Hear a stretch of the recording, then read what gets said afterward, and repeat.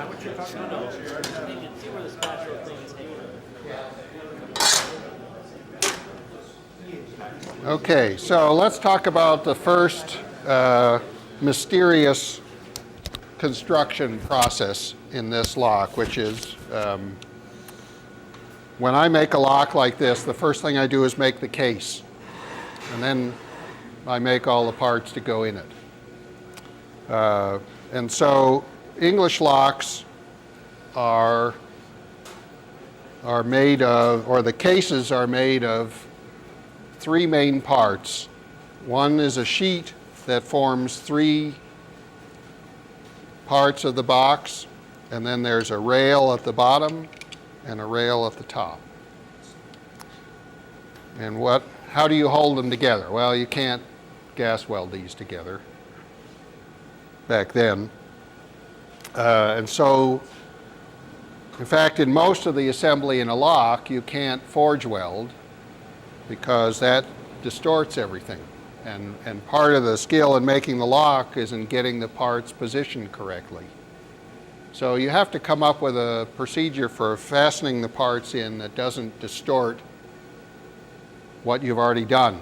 You put one part in, you don't want that positioning of that part to change when you put the next one in next to it.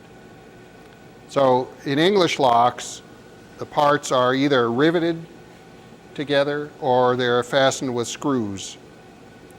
And so you learn to punch holes and use those holes with tenons to fasten the parts together cold, and that does not distort the alignment of everything else. So that's the way the side rails are fastened also.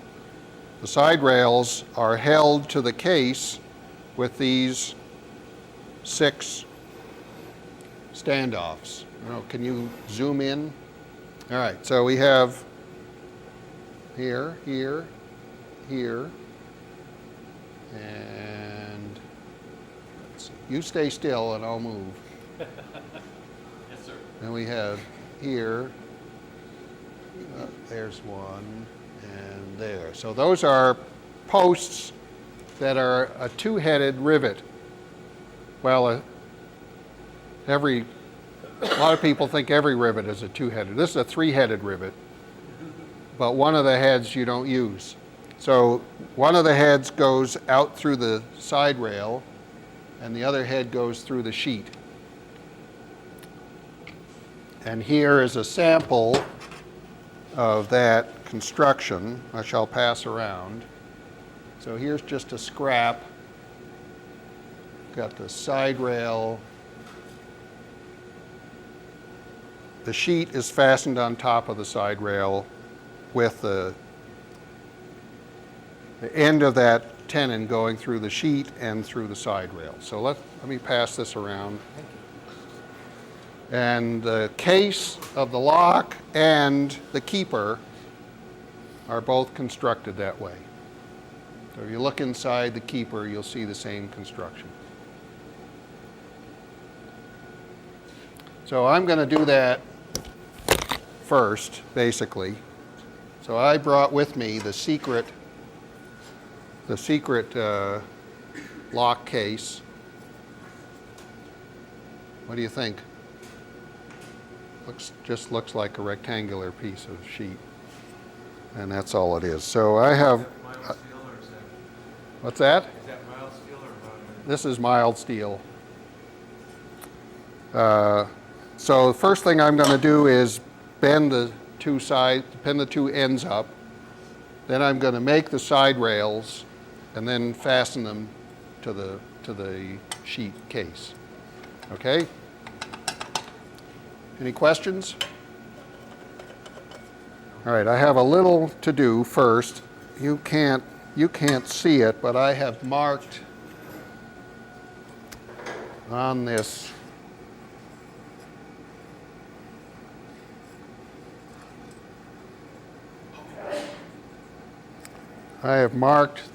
these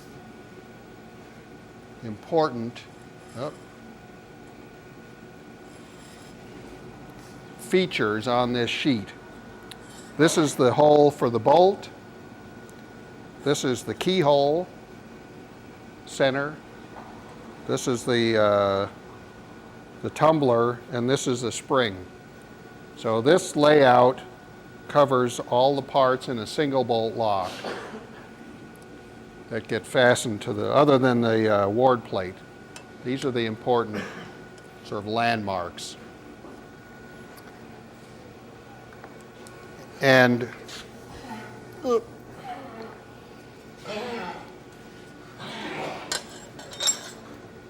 that sounds like applause to me. Oh, I know. I have to get the lock making glasses out. I thought I had brought another file. Laid out each one with just a compass divider. What's that? Laid out when you're doing your layout work. Yeah. Just lay it out. Yep. Yep.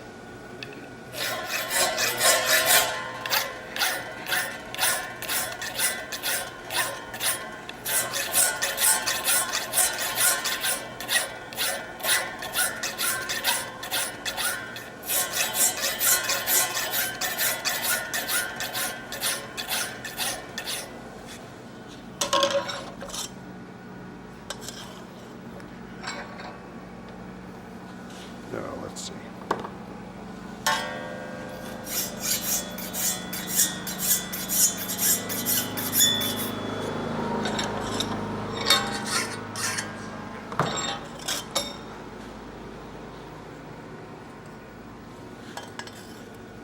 All right, so well, let me do this and you'll see the reason for it in a little bit.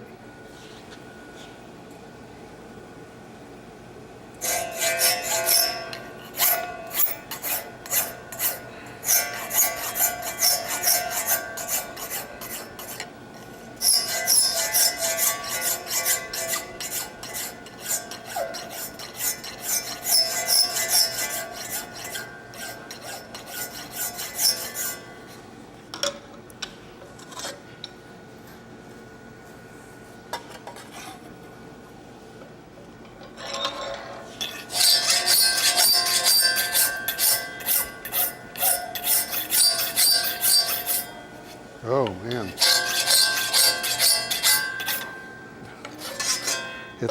It's a lot more palatable if you're making the noise yourself.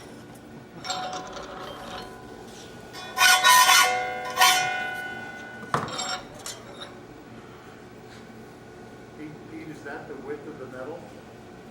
Are you going for the width of the metal? I am going for the width of the tapered rail, the thin edge of the tapered rail. Is there, would this have been 90 degrees in the center and then? Yeah. So you would assemble it and then bend it out? Well, normally when you assemble it, it assembles at the correct angle. It's going to assemble correctly on this one. That's just a sample. That's just a play piece. No, you take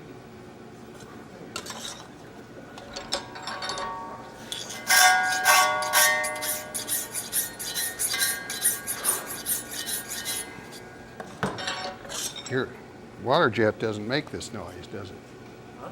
You said the water jet doesn't make this noise. Yeah, it makes other noise. Yeah.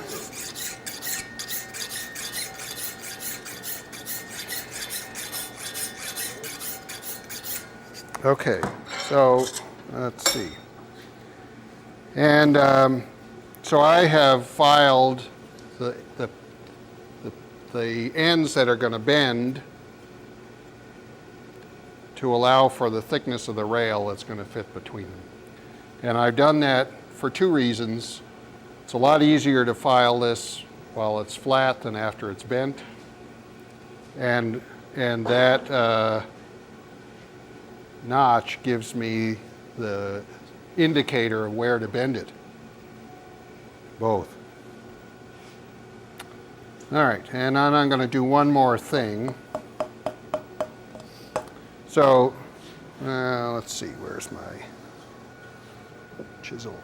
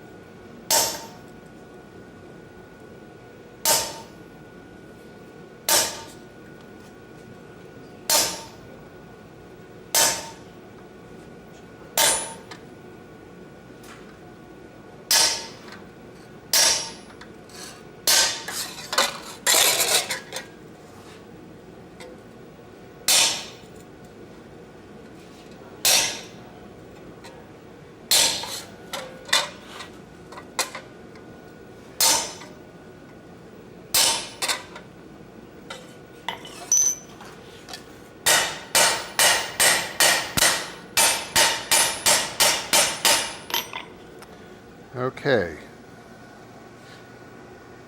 Well, we could, well, I'll just leave that on there. So I have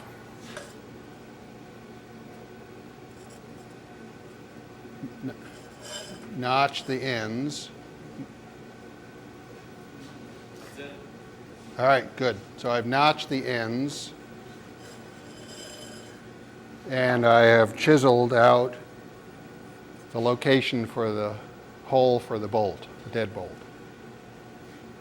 And now I can bend the case. And, well, you can do it a couple of ways.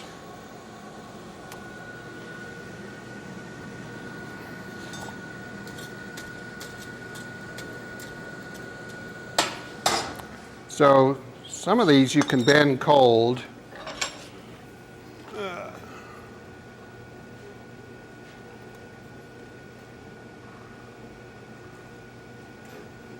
Let's try this, we'll see what happens.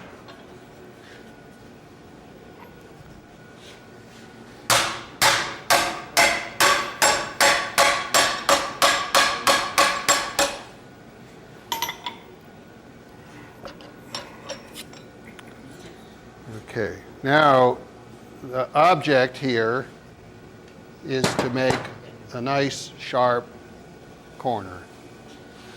So that in terms of old work quality, the way it is now, is a piece of shit.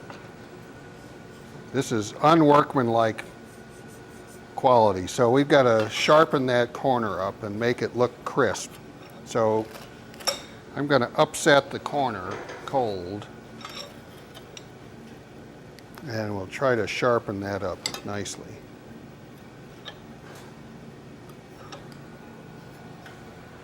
We'll see how this vise does. Well, it's not a hold.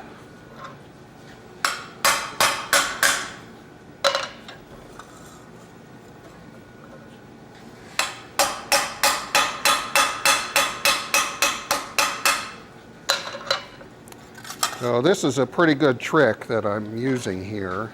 And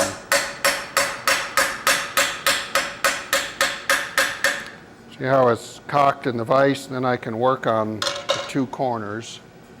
Then when I slide it back, the two corners keep it from sliding through any farther.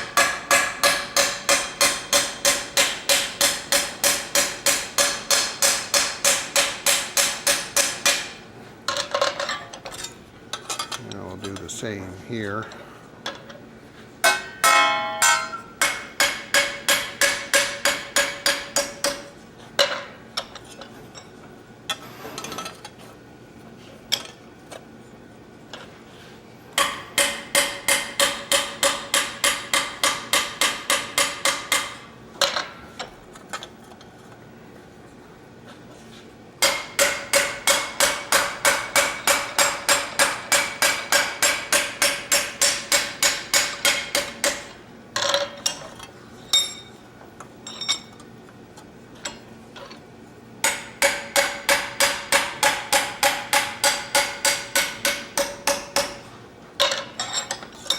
Pete, would they have had like a special vise that had a longer throat, or? I don't think so. I've never seen one.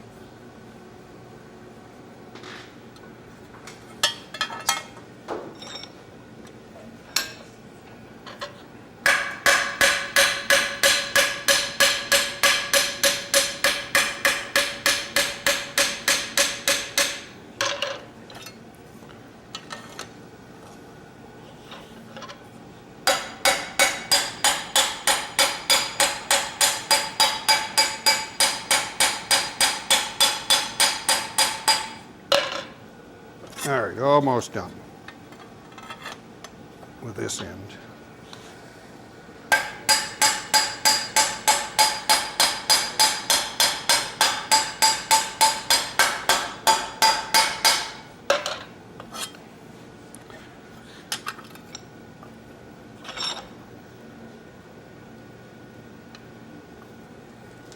Oh, actually, this side's a little better. this way.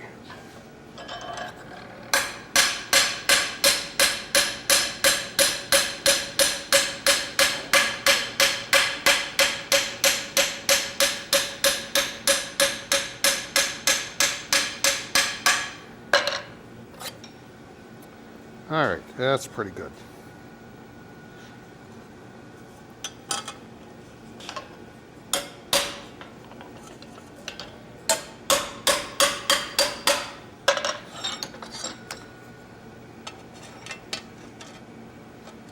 Thought I brought a square with me, but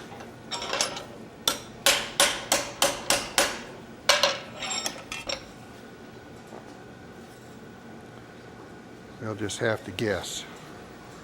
Kenny was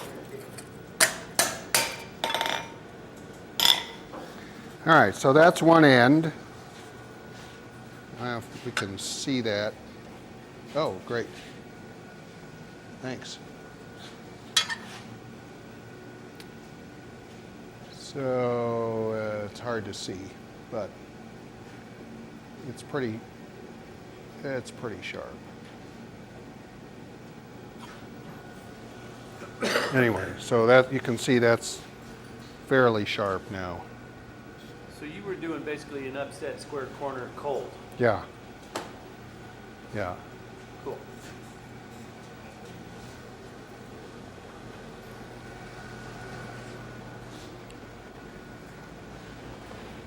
So the challenge is getting it straight in both planes and no thinner than the stock was to start with.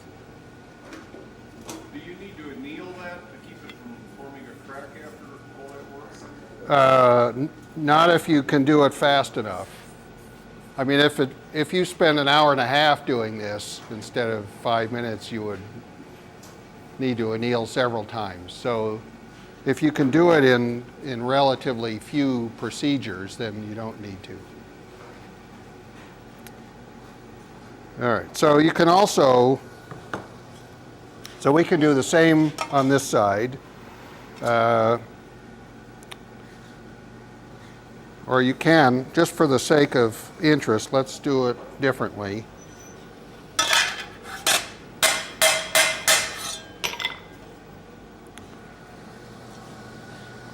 Let's say you're making one that's heavier material, so we can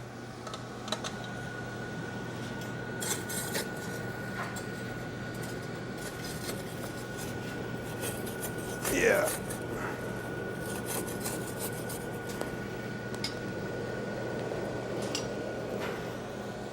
So what's going to happen to this sheet when it gets heated?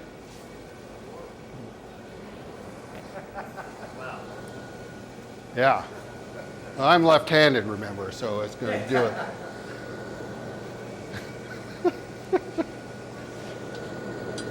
So before you jump right in and throw it in the fire, make sure you're ready for the consequences. You'll have to.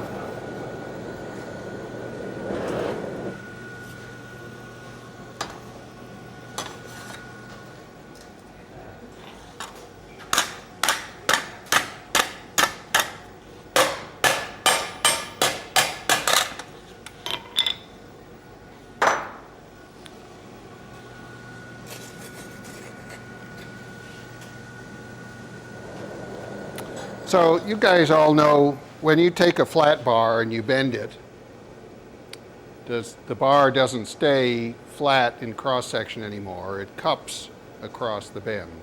And that happens. Hope I can figure that out before the day's out. Oop. That happens when you fold these up too.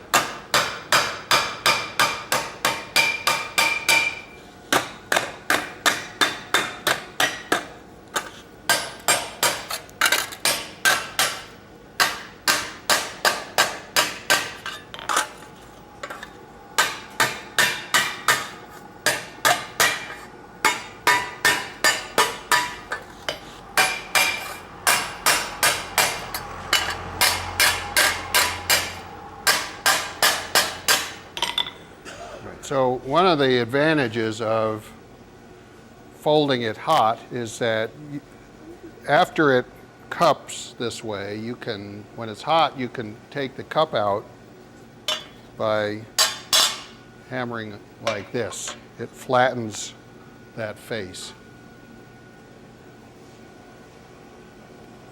All right, so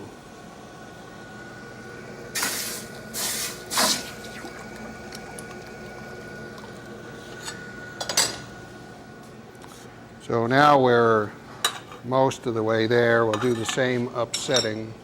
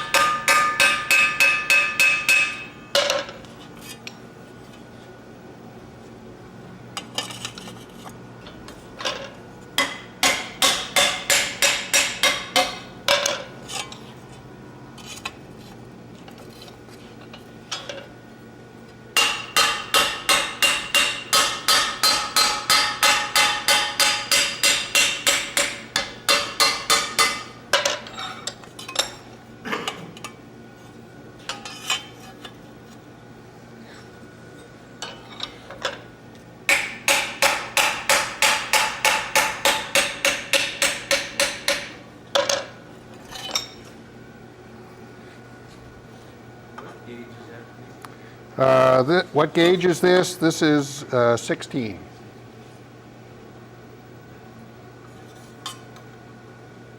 Looks like we're a little high on that side.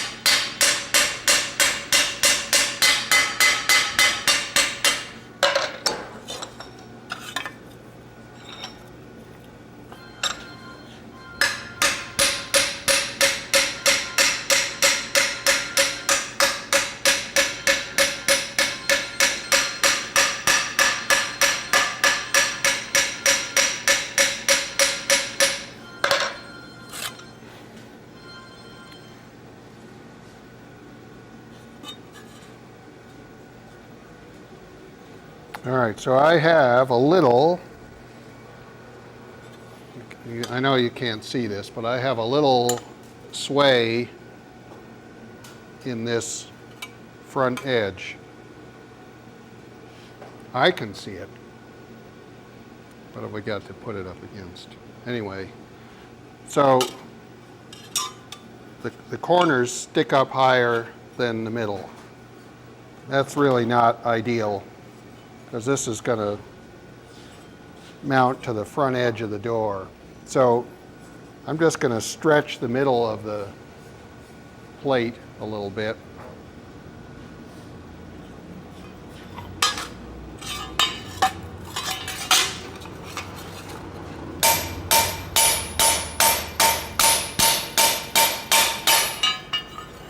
Need a longer hammer.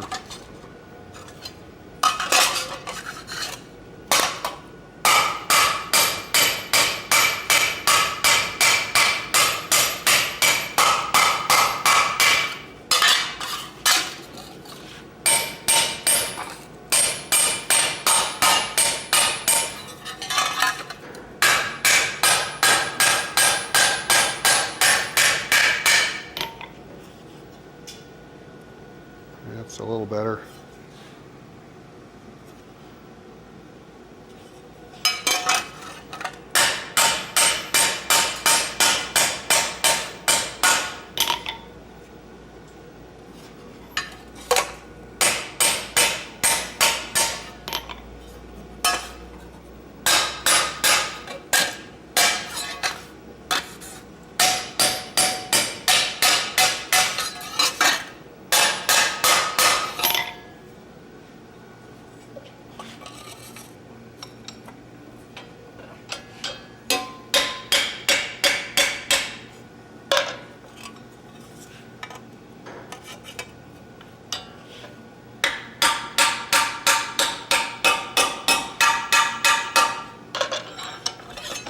Has anyone figured out why I didn't knock out that plug yet?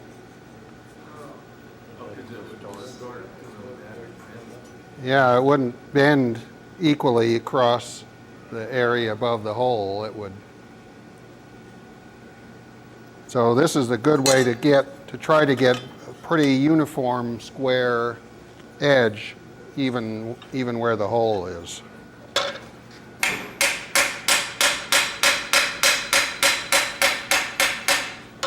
Peter, when you stretched that, you beamed it on the inside and then removed the hammer marks on the outside? Well, I couldn't. I wanted to do all the stretching on the inside, and I don't need to remove any of the hammer marks on the inside, but my hammer doesn't reach. So I had to stretch on the outside and then remove those hammer marks. If I had the official lock case maker's hammer that was long enough with the extended peen option, yeah. Yeah. So, all right. I'm going to say that's good enough.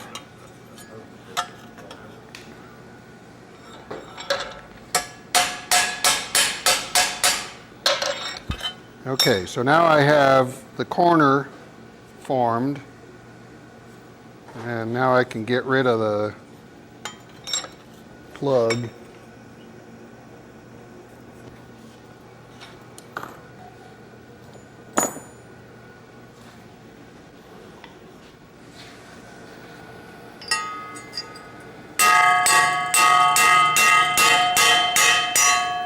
Oh, come on.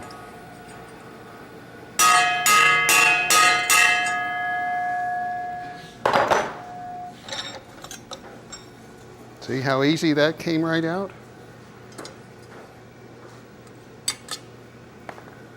I guess I didn't cut deep enough into that.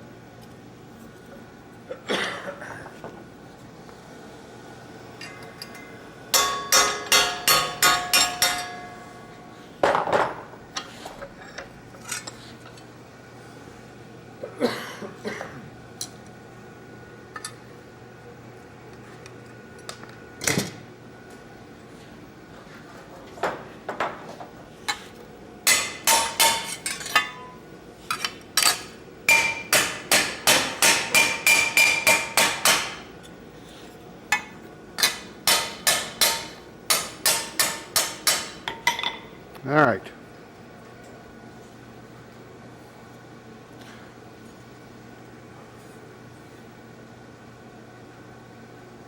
And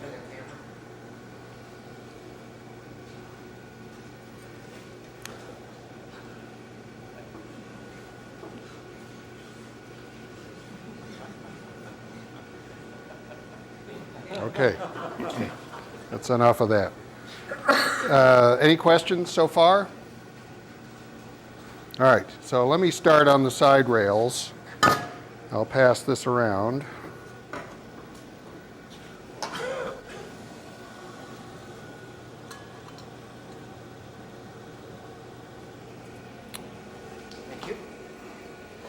So at this point, I want to make the case square, flat if I can.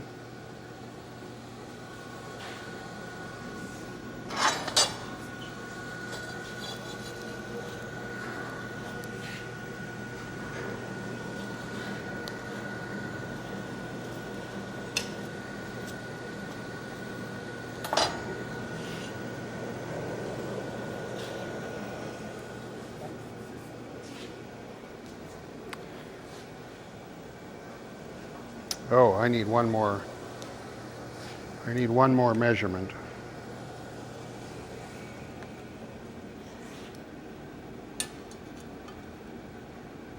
There you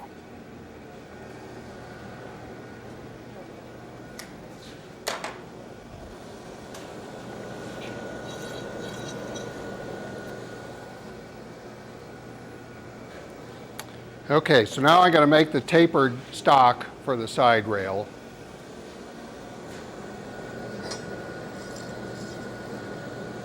Is 16 gauge pretty typical of what you see in lots of that period? For this kind of a lock, yeah. Yeah. Is that how they ordered it, by gauge? Well, they did. I think they, not by the modern gauge, but a lot of sheet was ordered by, the thickness was identified by how much it weighed per square foot. So they may have had a different name and it may have been a different actual thickness, but it was sort of categorized a similar way. So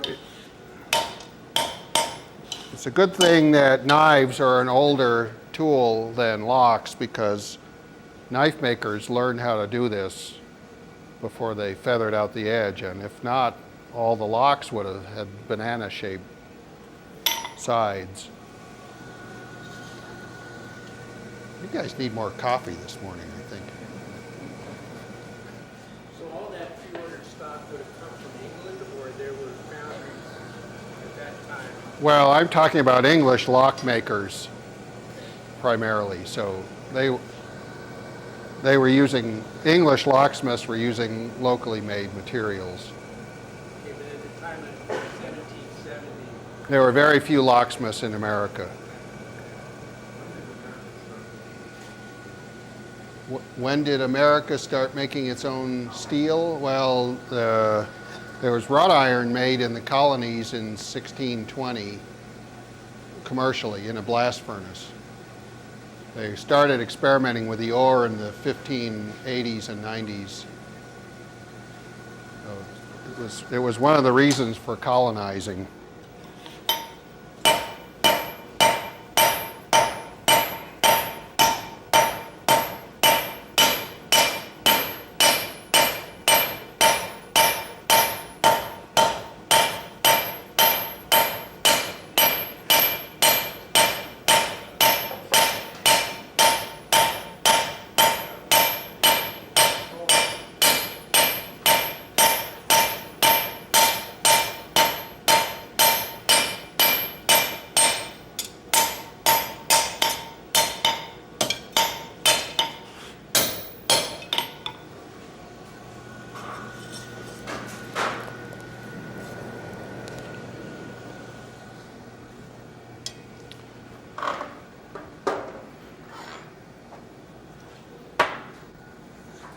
so in 1770, the locksmiths that were in the colonies were probably all trained, and in England was Well, in the colonies. you would only have a locksmith in a big city.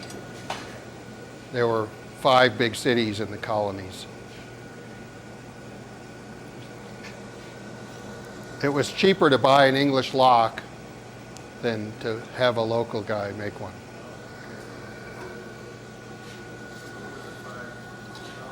Well, Boston, Philadelphia, New York, Charleston,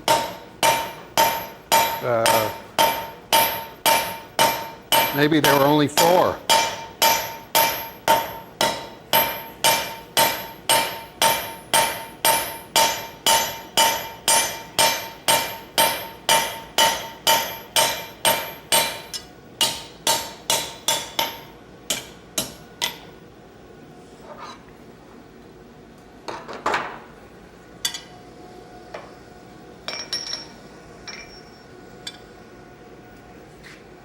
There's one on the end device.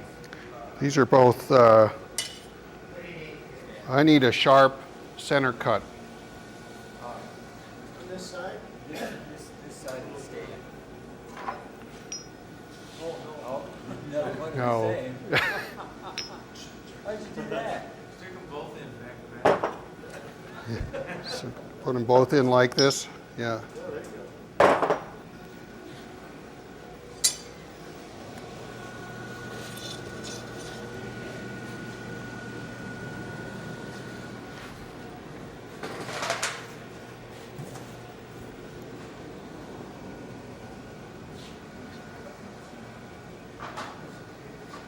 It's that one on top of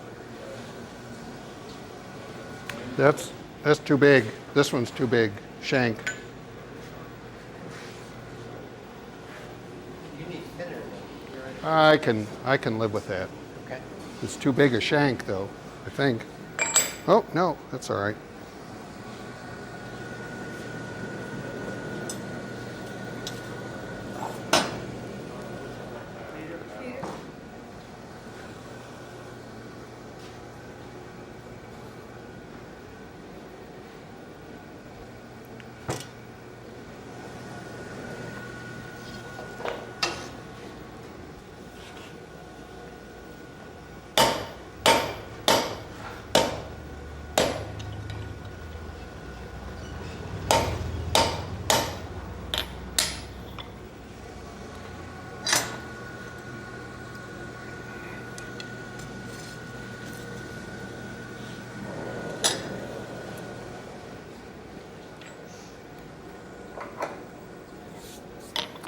Okay, so, why did you cut it off before you finished the length? well, because that's one of the radical,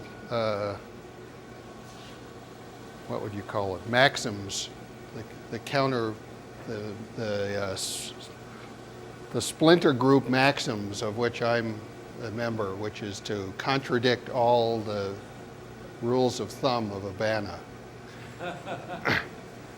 And the one I would like to contradict a lot is leave it on the bar as long as possible.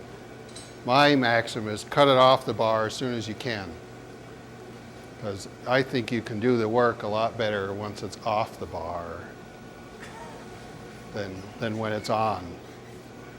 So, yeah, the bar gets in the way, heat's slower, you can't turn it end for end.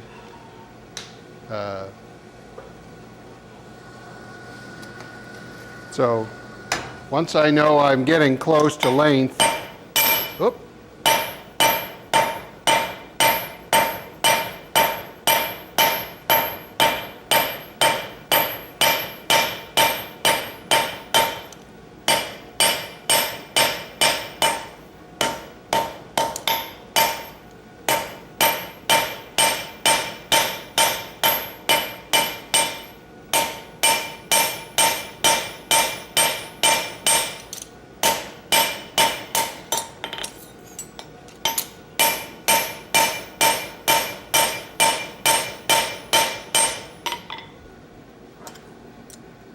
just a little more.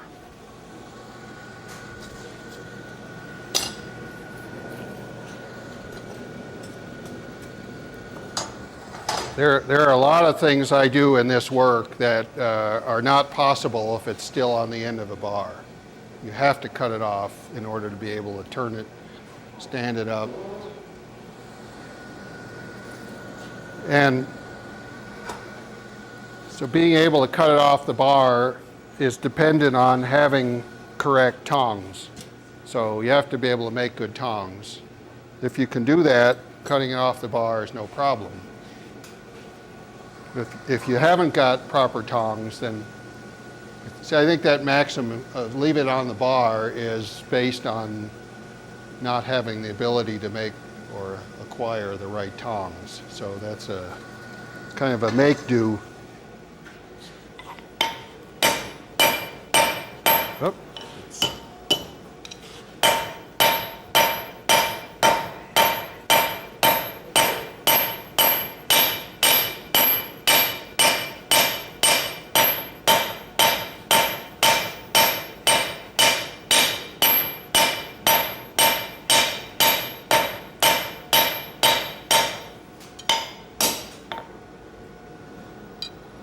Hi, this is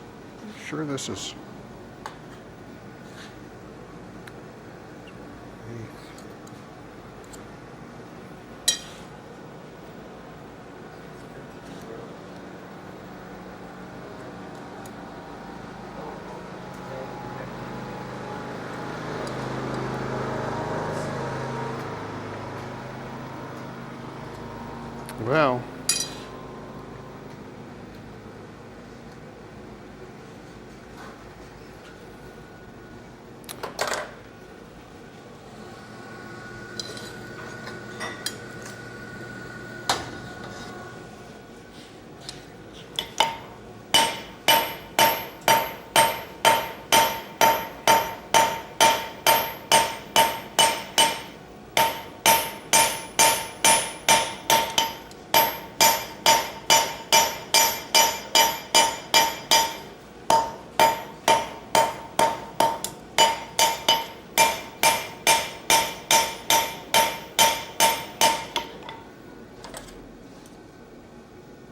that's close.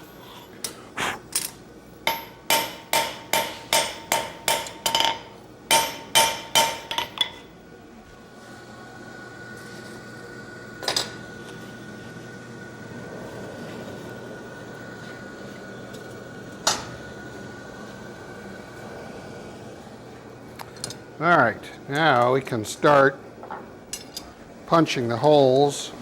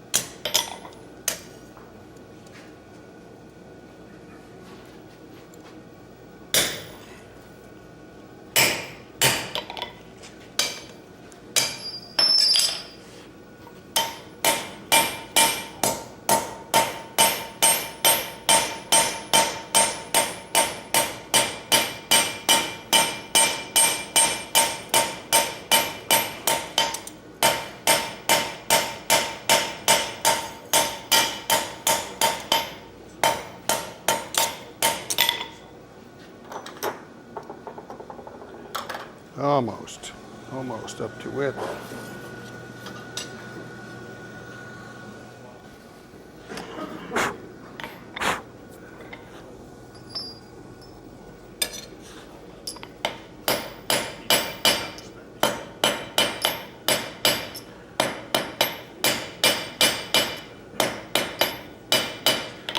This is one of the worst quality punches I own, but it's almost mild steel, but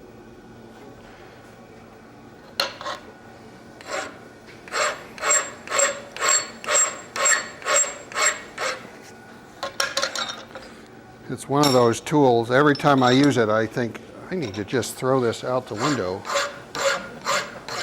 Then I get home and I put it back in the rack, forget all about it.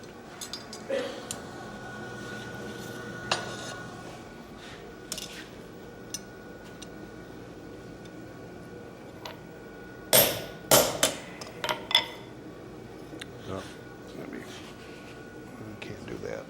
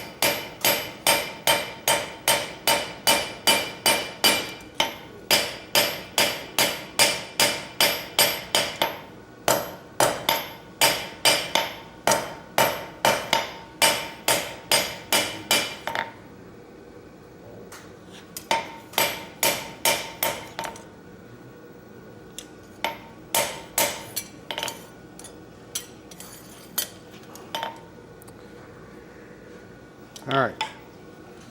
I won't. All right, we'll just let that cool. So Peter, you punched your holes, and then you're doing some extra forging to it. Well, I want to make it straight. Yeah, I have to do some well, what I'm doing with the extra forging is trying to eliminate some filing time. So I want to take out the bulging around the holes and get everything as straight as I can. So it's less time to file.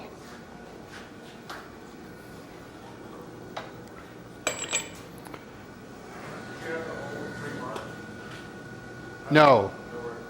No, I just guessed. And actually, that's a really good question, because I'm going to talk about that at length.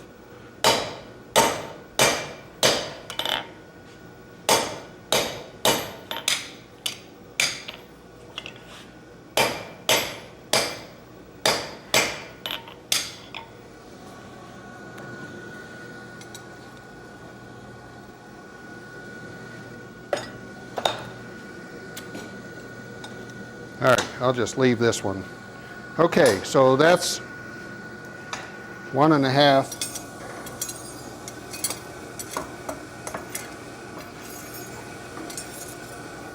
1.5 rails.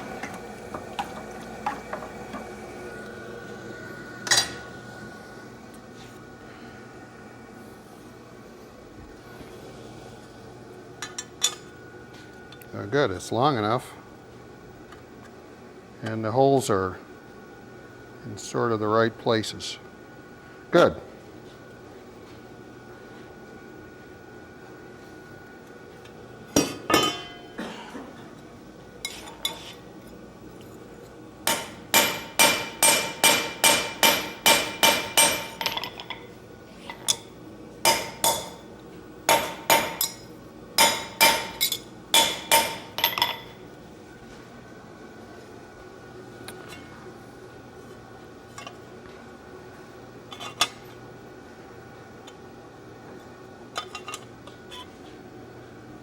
Okay, so any questions so far? That's pretty straightforward. Why do you make those rails tapered? I think it's to make the whole lock look more solid and substantial. So the outside of the case flares. And this is a surface mounted lock, so that's all visible on the door. And the location of those rivet holes doesn't matter much because you're going to spot everything else after this? Yeah, well, it doesn't matter as long as they don't interfere with something else. So the keyhole is down here. So when I punch the holes for the bottom rail, I want to offset the middle one side or the other, so it doesn't interfere with the key. But other than that, you're right, I'm going to spot the holes off of this. All right, so let's make the standoffs that are going to fasten these two together. That's the most, You call them standoffs? that's what I call them, but I'm Not rivets, or because there's three-headed, is that why you call them that? that's the guy that I worked for called them that. I wish I had a better answer, No, that's fine. but I'm sure they had a proper name in the 18th century, but I wish I knew what it was.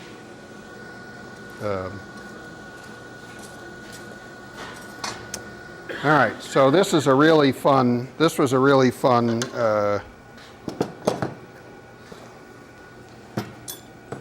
discovery, how to make these things. So I'm trying to make something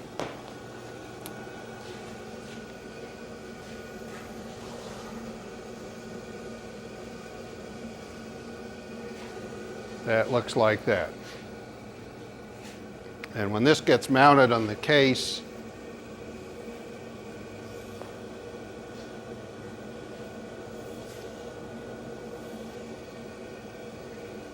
well, let's draw this plumb.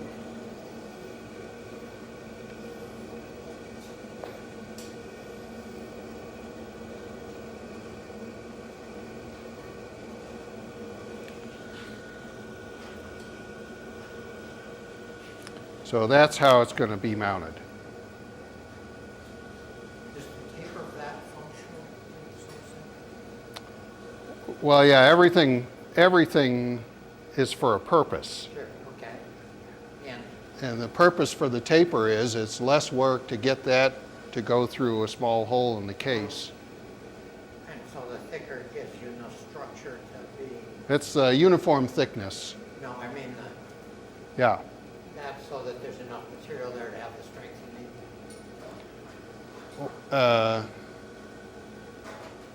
I don't know. Okay.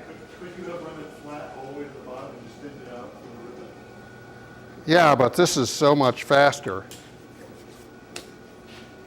You could, and the later ones, well, this is faster, but it takes more labor, let me put it that way.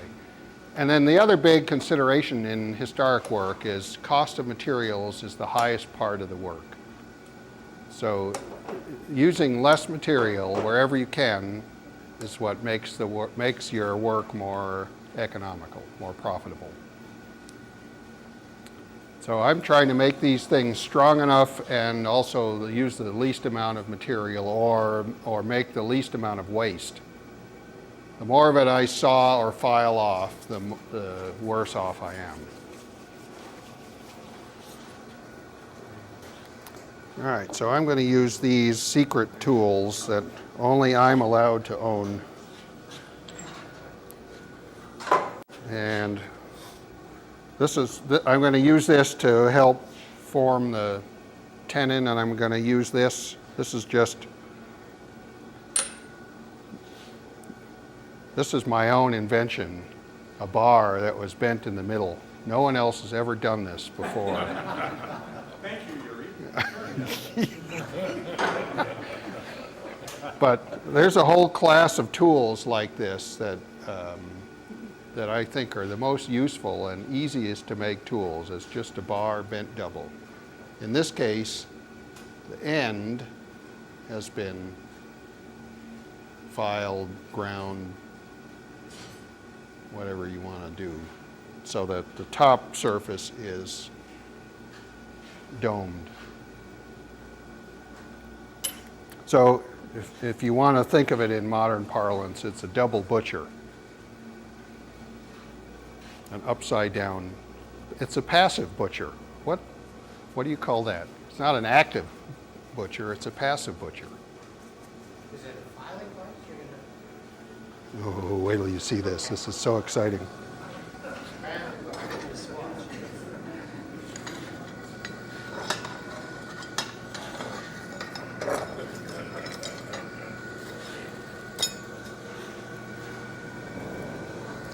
I know everyone has active butchers in their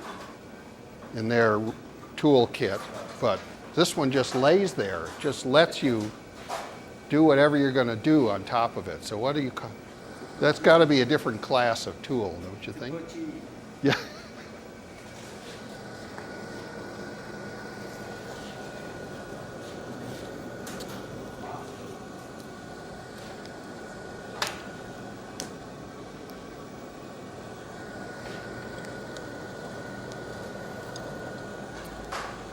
All right.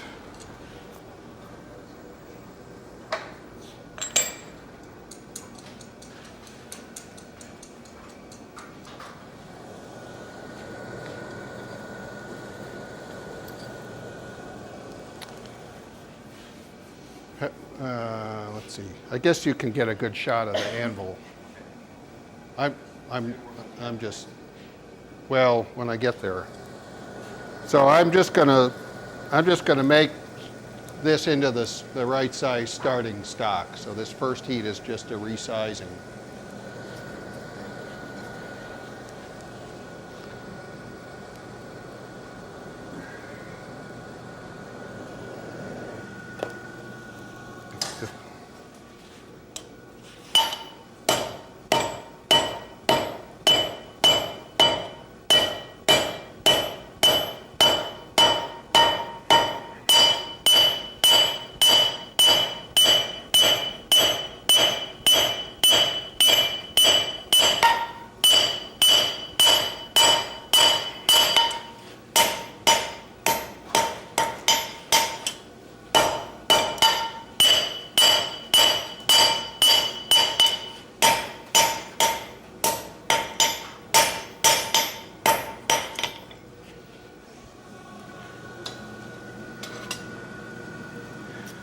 If I was Henry Ford, I would have had Paul specify the size in the contest last night that I needed to work with today.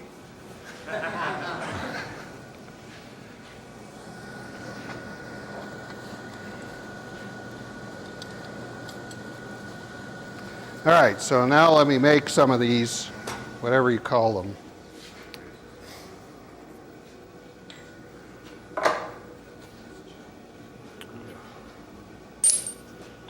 Well, let me see if I can make one and get, well, I think you'll get the idea here pretty quick.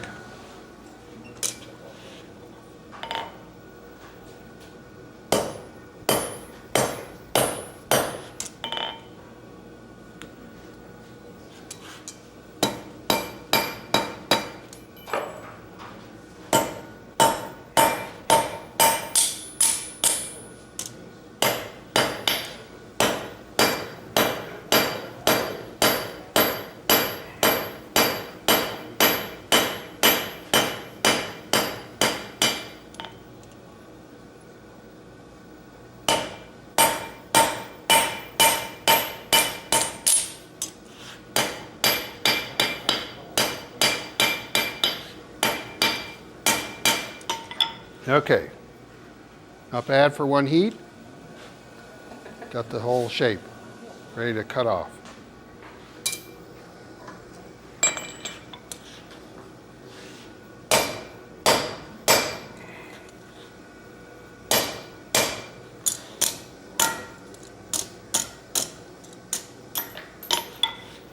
All right, let's do 10 more.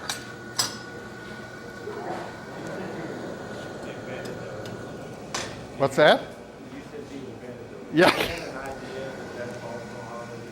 No, I have never. I wish I could see the tools they used, but I don't know of any exist anymore. I mean, this is just my wild guess at how people made this stuff, and it might be similar and it might not. I have no idea. Yeah. Just mild steel Yep. with a square Everything. barrel filed into it. Yep.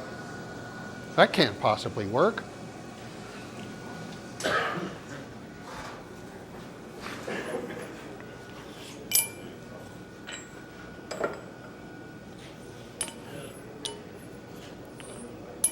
Let's see. Let's try it this way. Oh.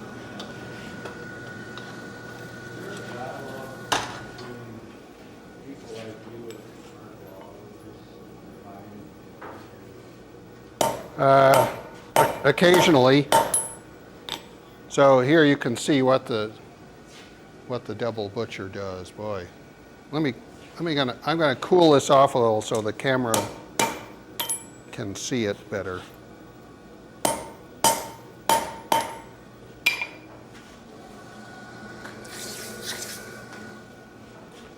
Here, how about we go to right there.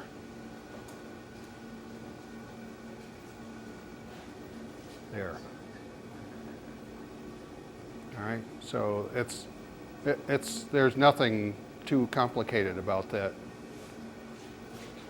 Once you see it.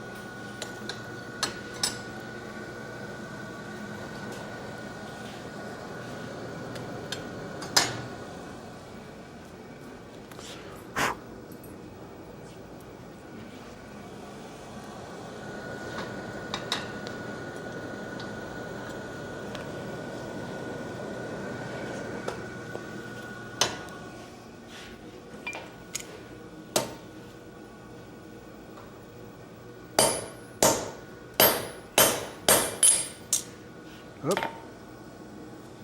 Crushed it.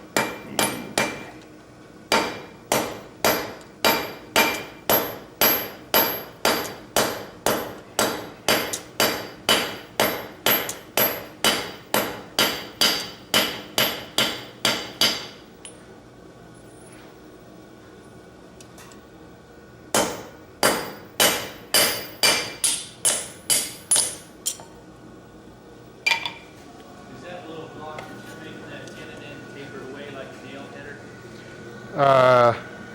No, it's not. It's just a straight slot through, I think. It actually, after it wears, it tapers bigger on the top. But usually when you drive this thing in, it ends up being slightly tapered.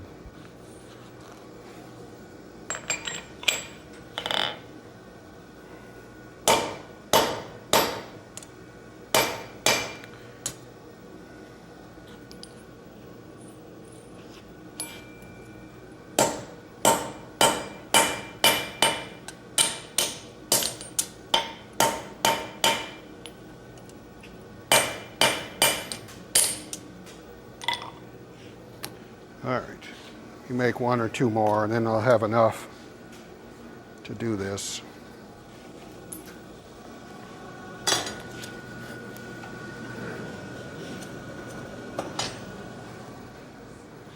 So Hardy that's much thinner than this and not crowned on the top, you can do this cut in 1/3 the time, 1/3 the number of blows. So.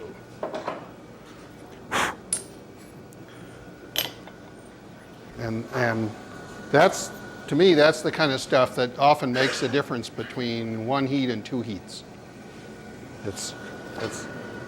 You'd say to yourself, well, who cares? It's 3 blows rather than 1, but 3 blows on the Hardy means another full heat on the part.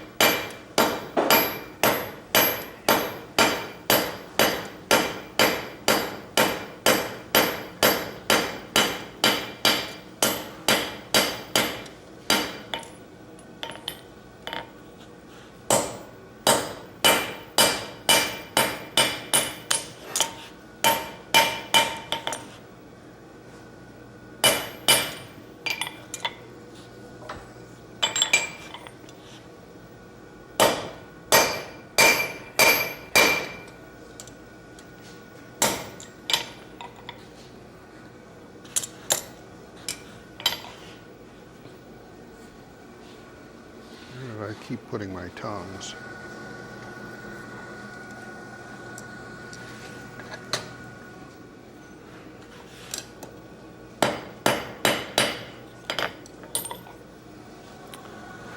All right, one more. We'll have one extra.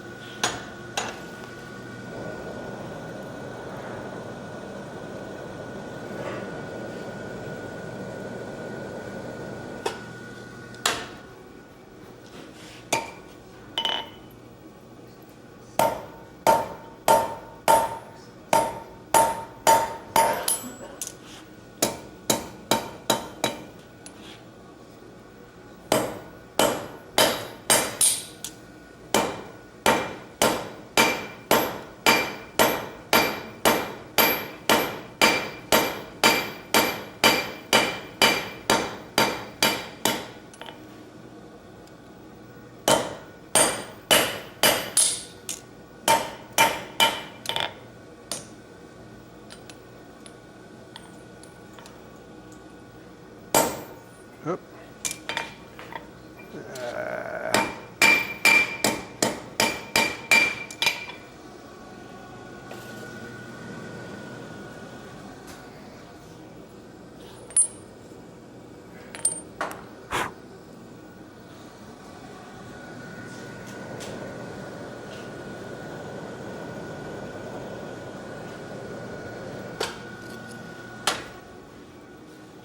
Let's try this one.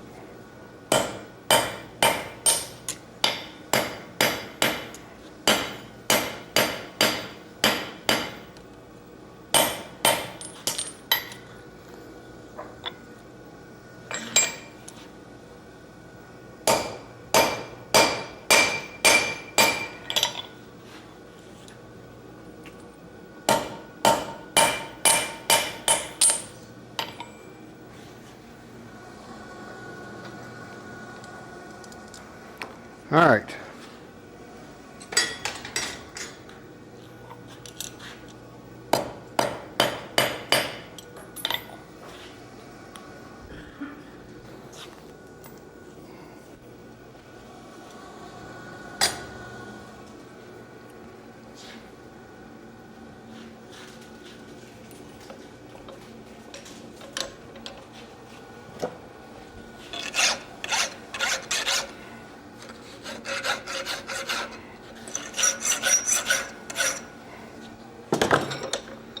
All right.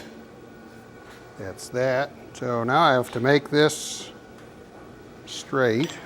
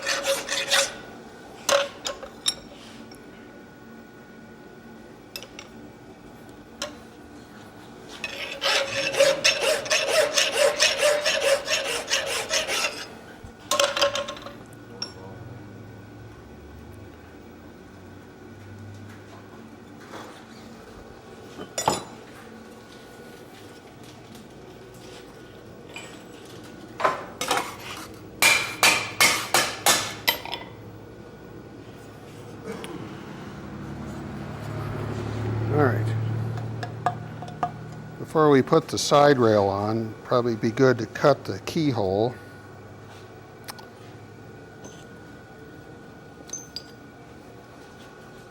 I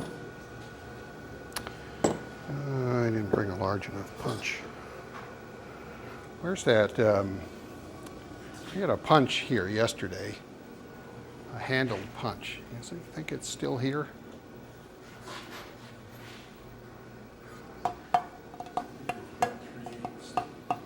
Yeah.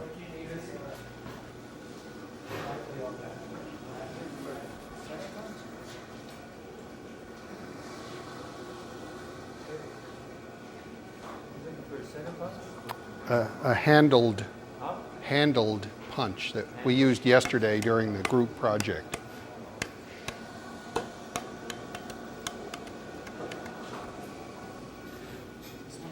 Let's see, that might be good. Thanks. All right, so let's punch the keyhole. I don't have a die the right size. We'll just punch it over the Pritchell hole.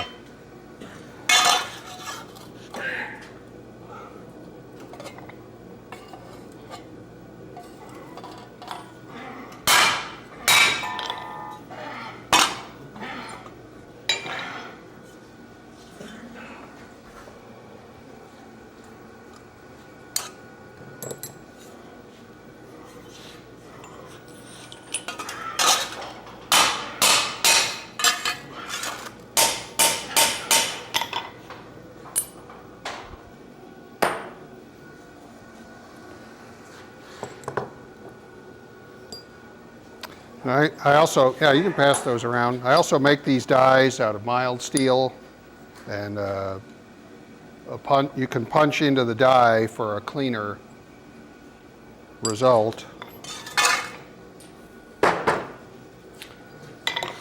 Same idea, you just line up the punch with the die.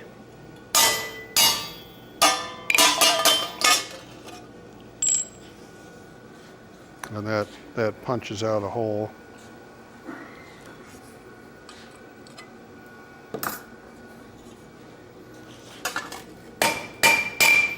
Oh, boy. That's way off center. Let's punch another one.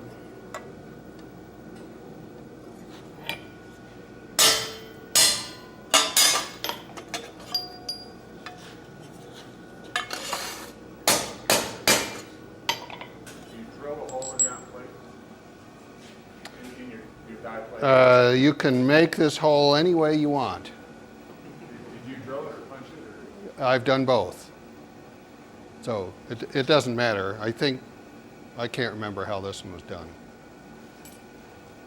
But yeah, well, the square ones I don't drill.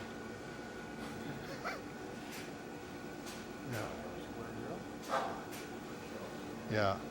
So it doesn't matter how you make the hole. Make it however you want. It's just a hole, just a straight hole.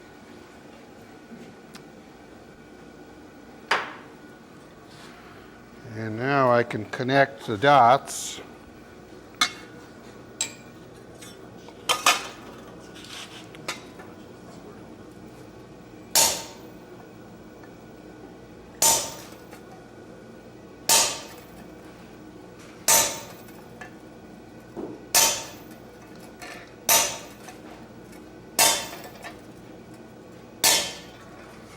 So I've just scored the material between the holes.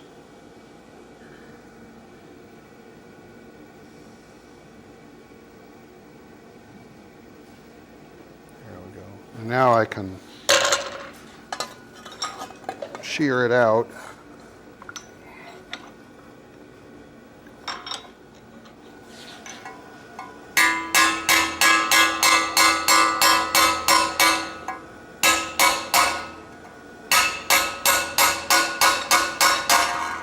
I'm being a little tentative because this thing usually flies that way, so I hope you don't mind if I'm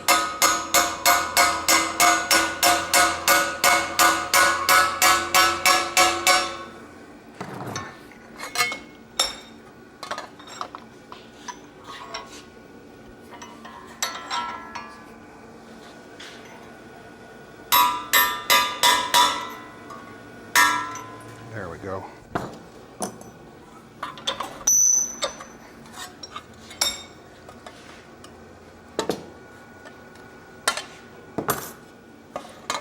It pays to have a good, sharp vise, which this one isn't anymore.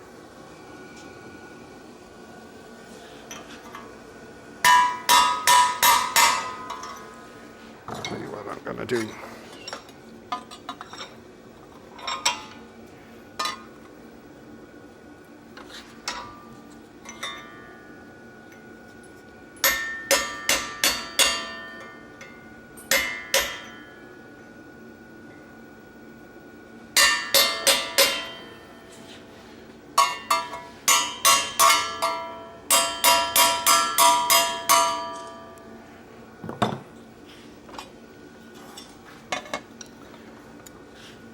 Well, I can tell you this is the stubbornest one of these I have ever done.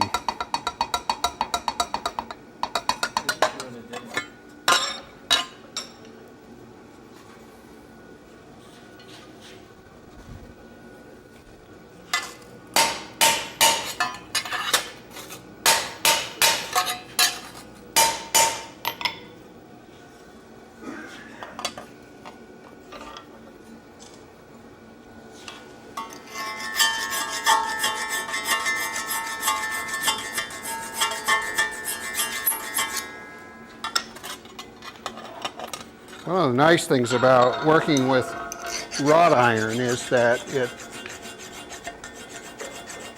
it breaks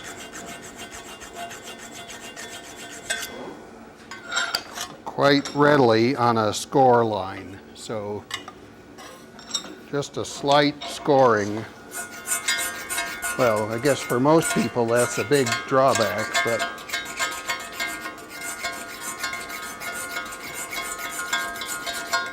while you're making the keyhole, it's a great advantage.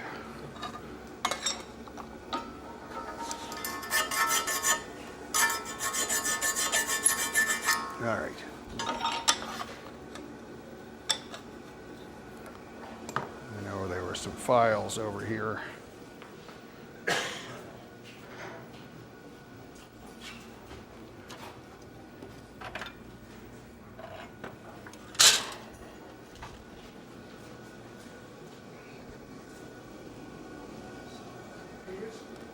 You're using your file in a way that I was told never to do it. Yeah, I would tell you the same thing. Don't ever do this. Yeah, and until you can make a full stroke, until you can get the file all the way through the slot, you don't have much choice. But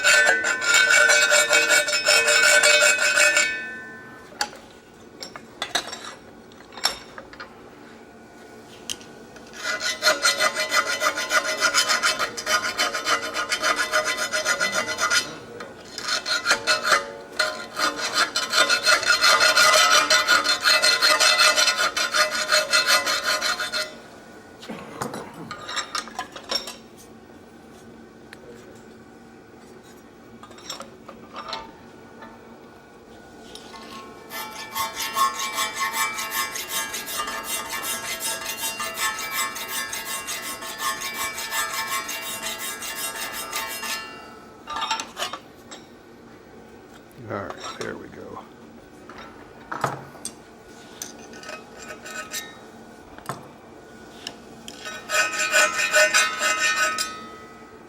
All right, now everything's cool.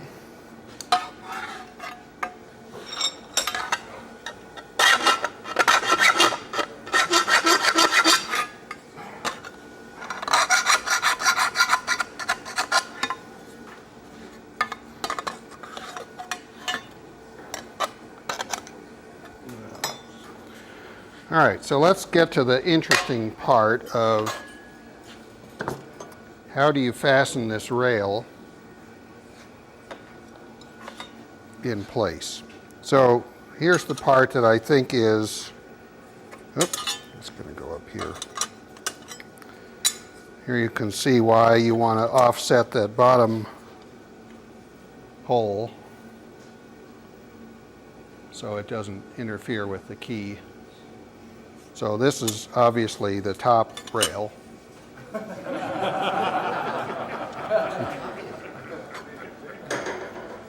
So we were talking earlier about how to make parts fit if you're working by hand. And I believe the way you make them fit is by gauging them off each other. So I'm going to make one part first, then I'm going to use it to determine the details of the next part. So I've done the thing that's I think is the least predictable first, which is to hot punch these holes. I don't know in advance how much this is going to stretch, and I think the idea of making a test for everything you do is not a historic approach at all. Instead, you figure out which part is the most unpredictable, and you do that first, and then you're gradually working with more and more predictable steps that don't need a test. So I'm going to assemble this first.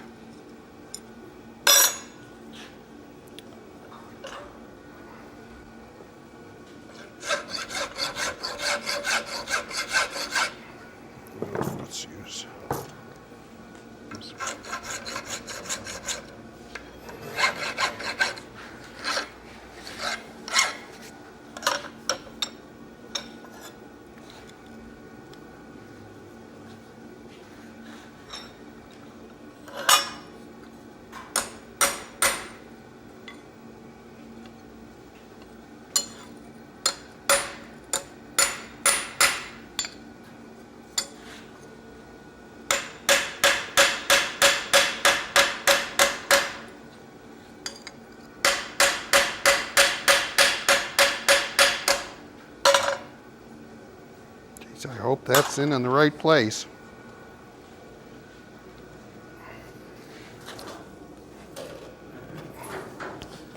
The other thing I think is a basic sort of tenet of old work is that you break down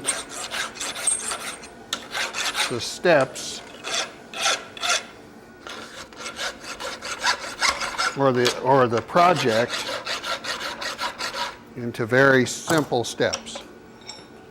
So this is a very simple step. All I have to do is to get each of these to go through the hole and rivet them over. That's not that much of a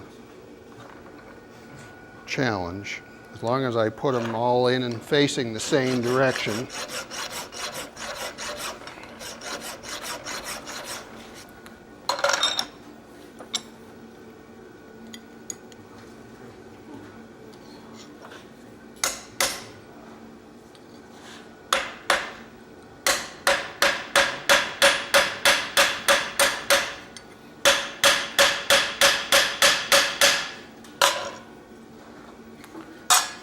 Dewey.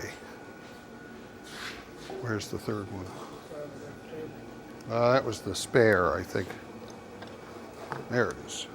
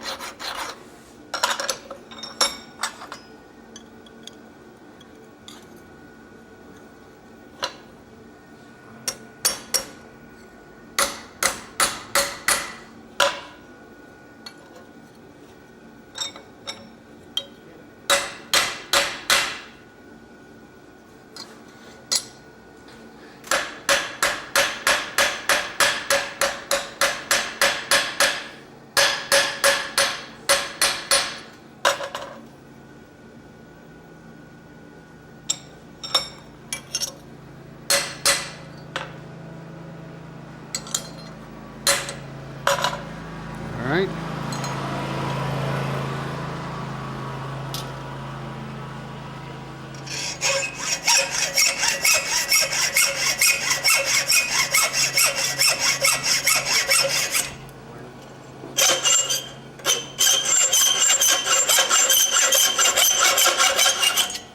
Ooh, that one's still a little loose.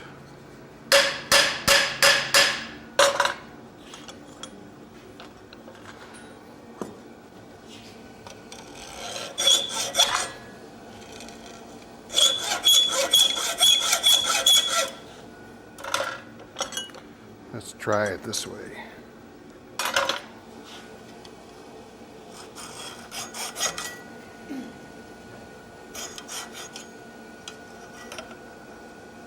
Oh, no wonder. Get this. I knew there was something in the way.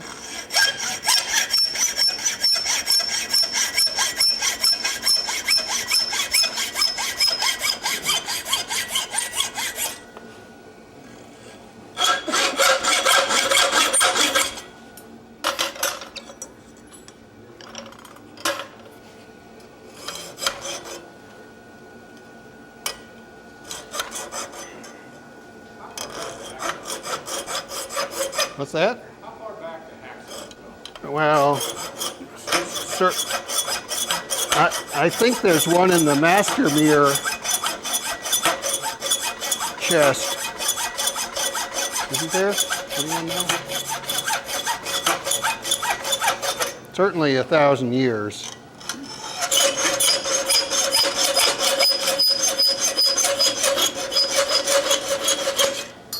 What chest did you just say? Master mirror. It's the Viking tool chest. Okay, and now we will just round these up.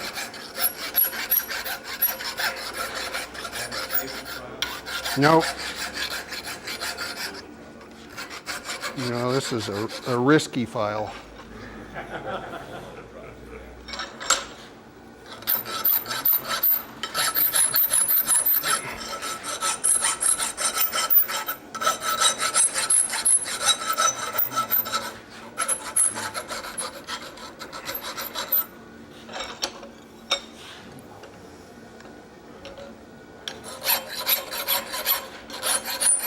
So you can see I'm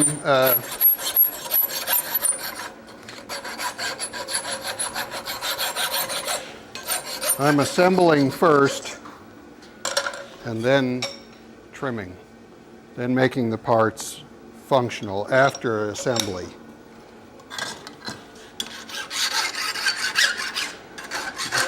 Partly because this way I don't have to predict how long each of those things is, and I don't have to try to forge them with great precision.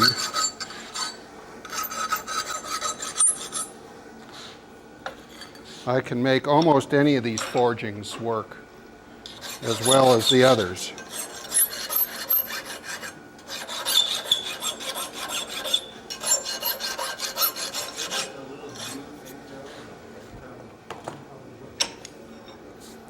All right, so let me pass this around quick.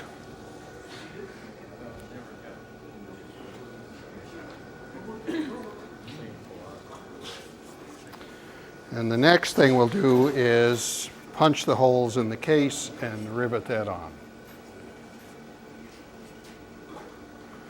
So the requirements so far for that, it has to be at least as long as the case.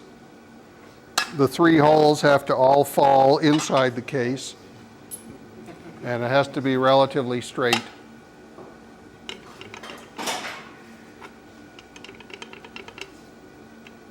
little up or a little down or a little side to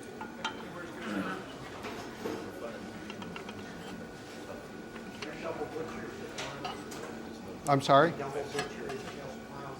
Yeah, mild steel for all the tools I've been using, except the punches. The punches are probably scrap spring, coil spring, whatever that is. Your double butcher there reminds me of the top of the jaws on some of the vices. Like some No, I invented that. No, well, yeah, it probably is a lot the same. Yeah, I would say it's just coincidence. Well, the vise isn't, I rarely do any forging at the vise. I find it's not well suited to any of this because it's high and it's bouncy. You're much better to have the comparable tool on the anvil. It's much more solid.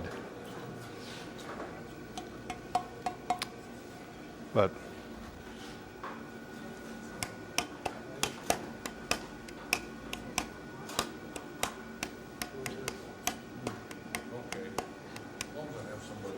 you want to pass one of these around too? This one got kind of overheated, but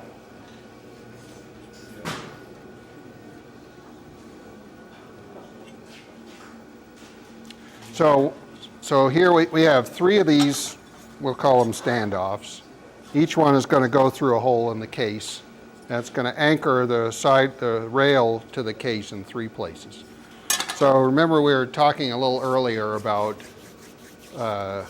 quality, and I have 2 or 3 locks in my collection, old ones. They put 3 standoffs on the rail, and only 2 of them go through the case. They just sawed the 3rd tenon off, or never made it in the first place. So you look at the lock, it looks like it's got 3 pins holding the rail to the case, but really it only has 2. One of them's a phony. So it's still on there. There was never a hole in the case. You can look inside and pry the case away from the rail and see what's underneath. So there's a lot of false quality in old work too. A little deception here. A little deception.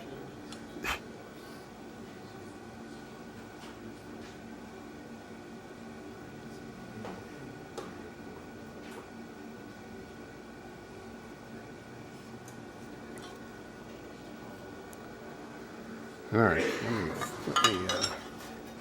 you say that was designed that way and it wasn't just a use? Oh yeah. Yeah, it was definitely done on purpose. Yeah.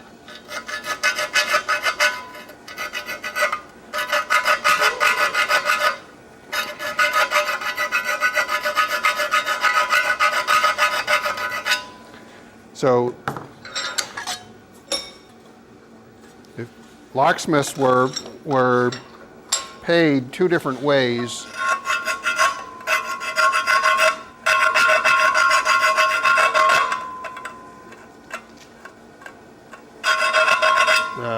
Some were paid for weekly salaries, and then some were paid by the piece.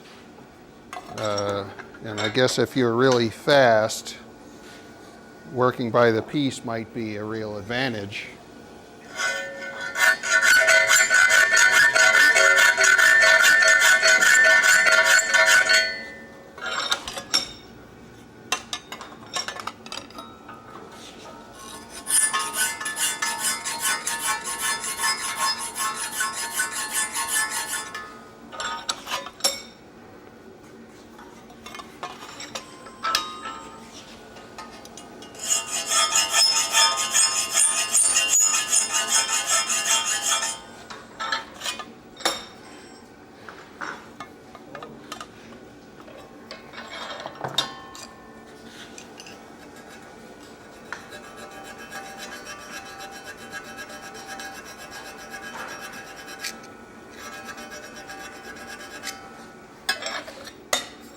Okay.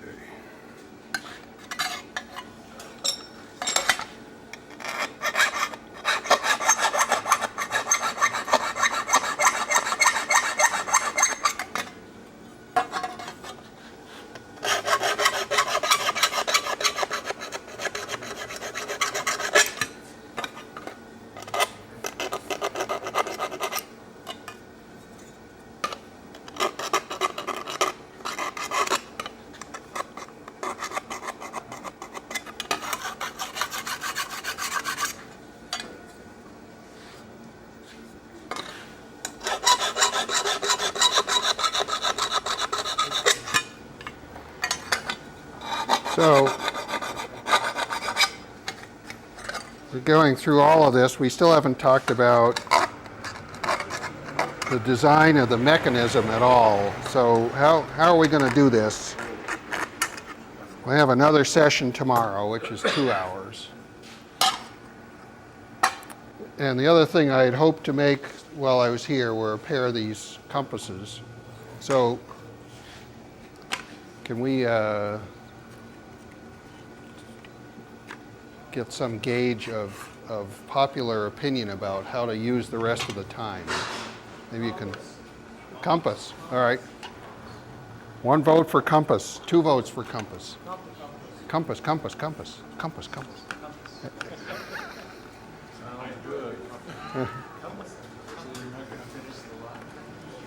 I guess not. I bow to popular demand.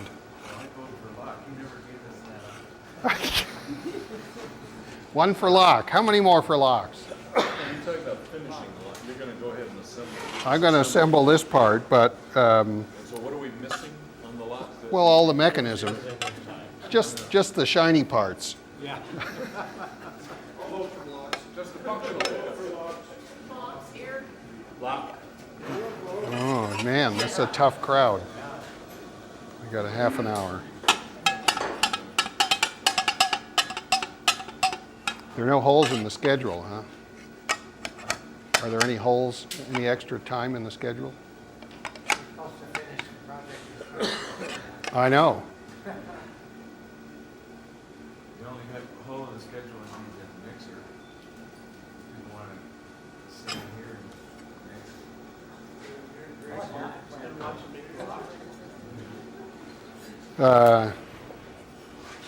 All right, so I'll tell you what, maybe we can, it won't take 2 hours to make the compass. Maybe I can, How about during the open school tonight, and other people want to work, and you can. yeah, I can sit here with the locks. We're doing the rest of the project. And then the project needs to get done by auction day on Saturday. Unless we're gonna have a kit. Yeah, what's our priority? That's a real question. Well, we also don't wanna overwork Pete. Yeah. So far, I think I'm still on, some of us want to overwork it.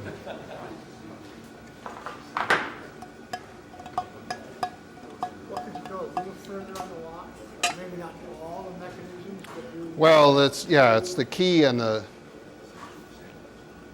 So maybe I can do a half an hour tomorrow during the 2-hour slot. I'll do a half an hour talk about how the mechanism is laid out.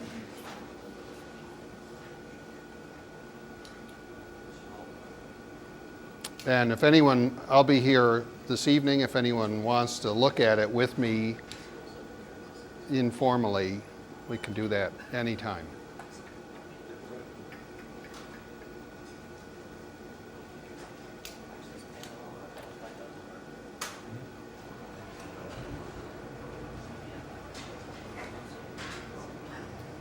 All right.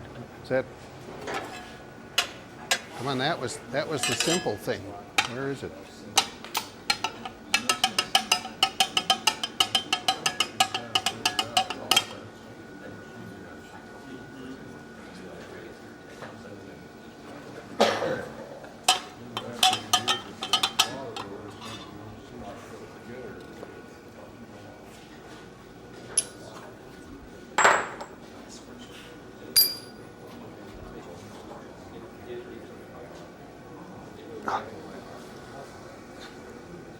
So there's a name for this principle of making part 2 match part 1. I can never remember it. Do you remember what it is?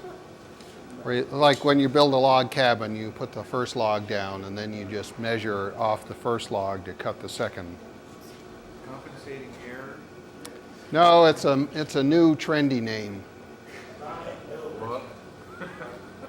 It's like evolving. It's something like evolving, but it's no, it's I can never remember this word.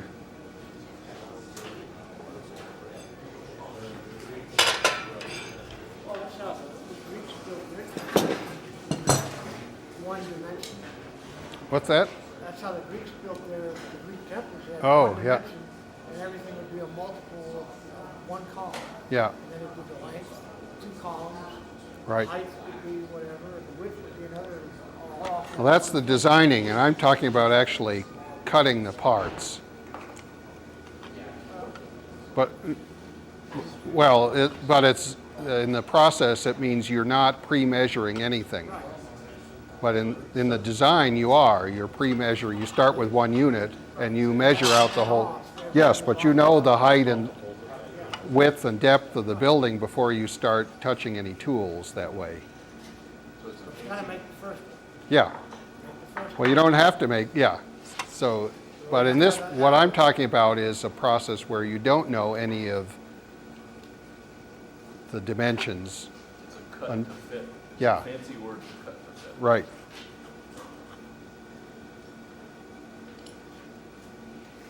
Where is that? Where is that Need a part. elusive rail?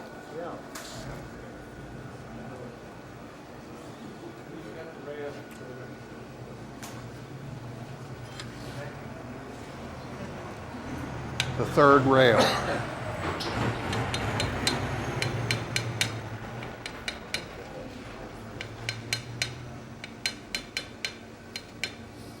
Okay, so now I'm going to punch, thank you, I'm going to punch 3 holes so that these tenons fit. And I'm going to do that before I invent the drill press. So it's a pretty straightforward way to do it. This is how it's going to end up on the lock.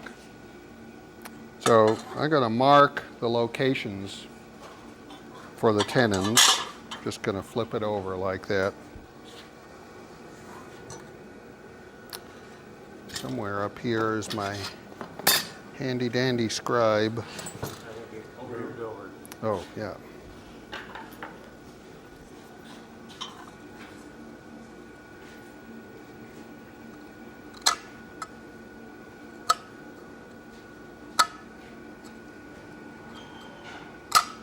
All right.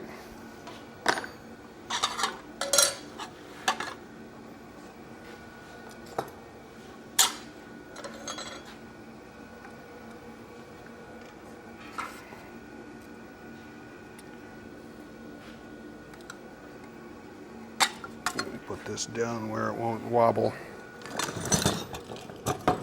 So I'm just lining up the rule with this edge and this edge. And so that is going to be the inside face of the rail. Right? The rail is going to sit against that. That's what I'm scribing on the top. Because I know these tenons are flush with the inside face. All right? So now I have a little X, which is impossible to see. Yeah. Take my word. Oh, there's almost, you can almost see him. Even I can't even see him from here, so I don't know how the camera could possibly see him. So what I have on the piece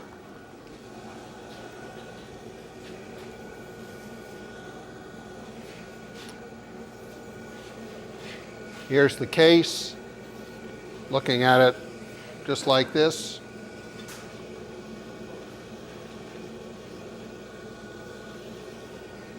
I have a line where each of the tenons was, and then I have a line that marks the inside edge of the rail. And so I want the hole to be tangent to that X.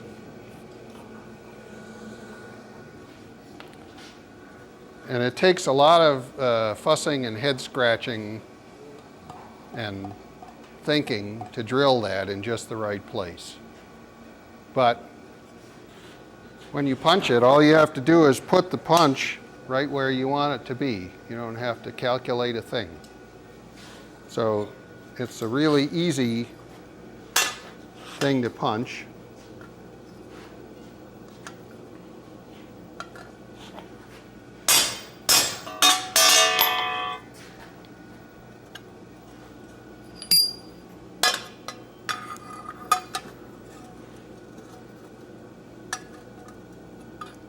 Oh boy, it's hard to get to the edge.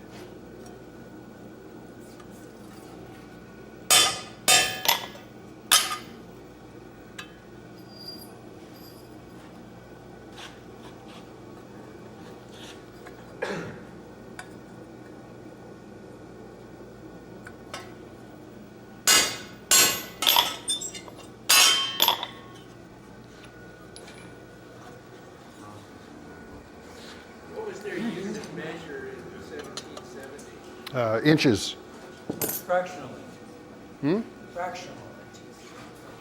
Fraction. Not decimal. Right. Yeah. Yeah. The decimal, changing the decimal inches made the Industrial Revolution possible.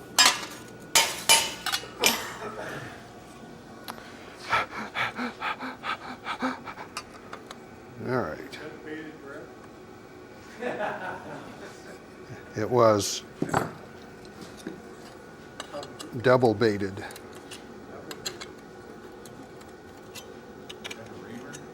Yeah, that's a reamer.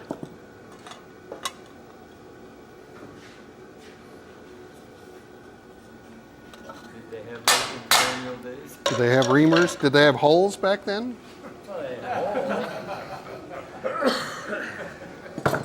Yeah, they had, I mean, the old Smith-made reamers are just a tapered square. Paper square, yeah. Yeah. I realized. Yeah. And there were more faceted reamers for clock and watch work, for burnishing. So the tool catalogs show 5, 6, 7, and 8-sided reamers for clock case work.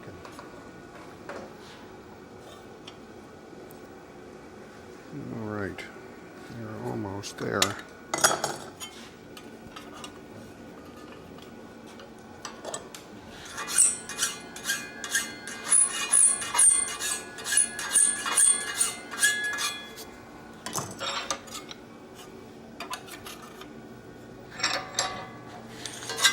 Yep.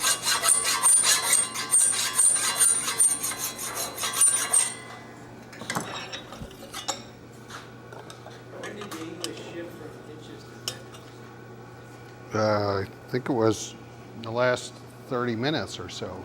I mean, it's been pretty recent.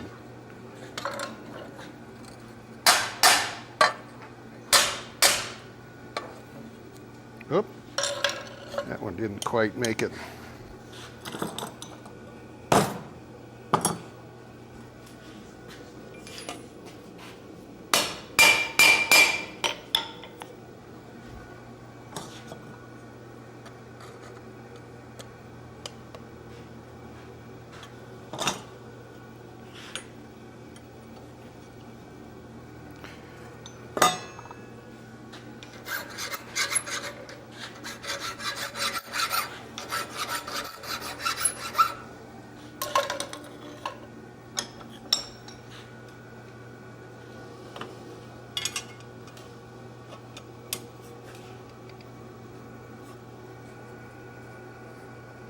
All right, so I have two of these that fit right in, drop right in.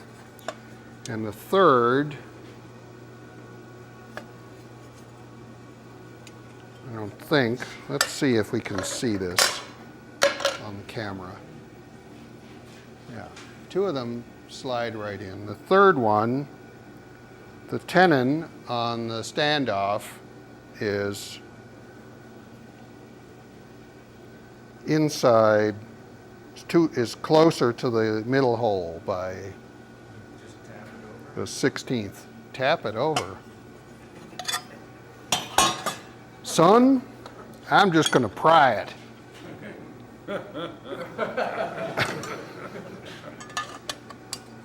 So,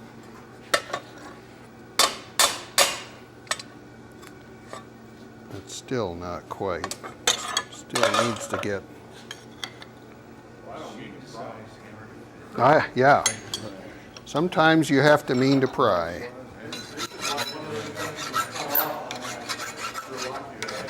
Yeah. Luckily, it was always the middle one that was in the wrong place.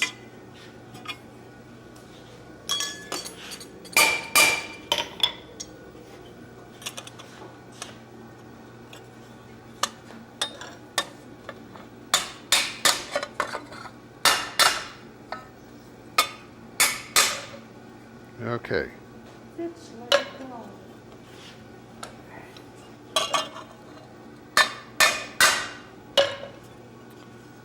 All right, all three in.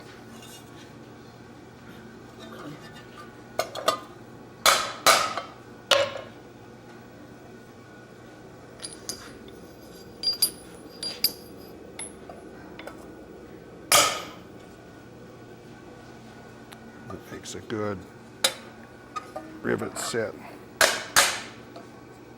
All right, so then you can rivet. Any questions yet? Well, you got stuff sticking out the ends there. Yeah. Yeah, I can fix that. Well, I know, but the question is, when do you want to do that? Oh, well, you can either do this and take it off and cut it, or you can cut it after it's in place. And, Would you ever countersink those holes so the rivets had a little better bite? well, I already did that.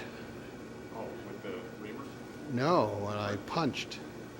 Oh, So, yeah, that's a great secondary reason for punching these holes, is that you automatically get a tapered hole. Yeah. Yeah, and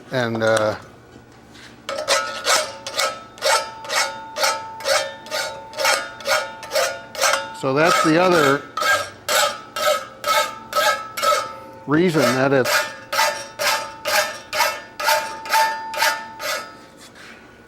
in a sense, that's the other reason it's better than drilling. All right, so let's try one of these either way.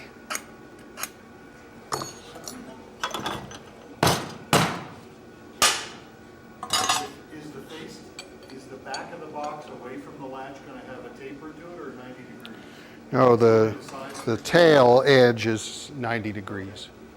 So the top and the bottom are flared. And the tail edge of the keeper is flared too. So the keeper's flared on 3 sides. But it's not symmetrical on the back end of the box. No, Does the face where the latch goes go with the bevel of the door, or did they bevel doors? they did bevel. The best doors were beveled. Yeah. And then that face was round? Yeah, yeah.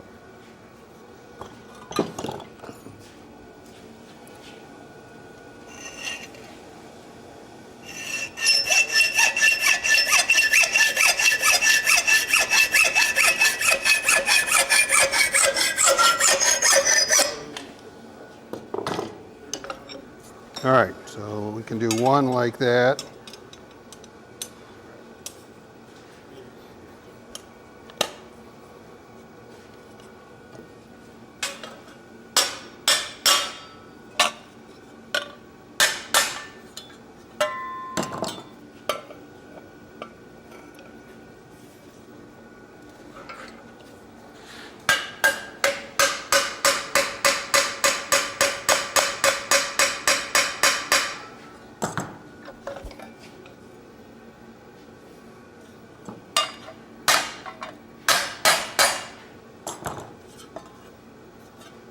Well, I guess it's on.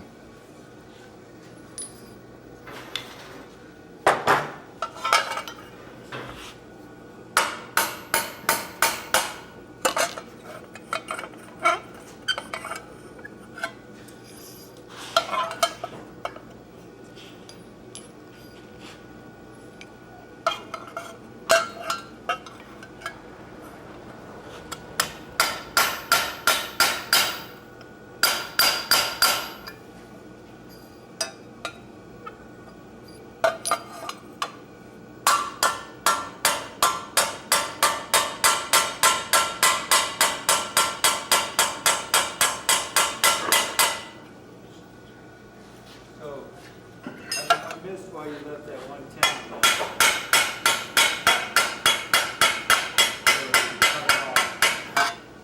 This end? No, the tenon, the middle tenon. Oh, I'm going to file it all off. I just want to, No, on what's now the bottom side. well, I'm going to trim all that too.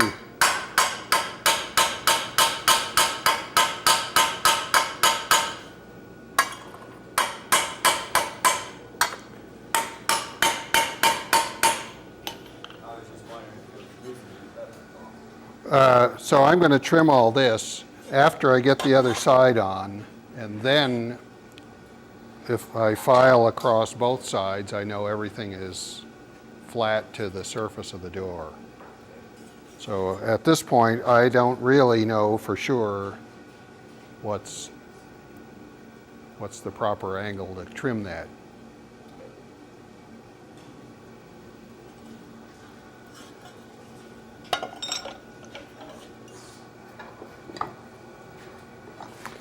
So there are a couple of things about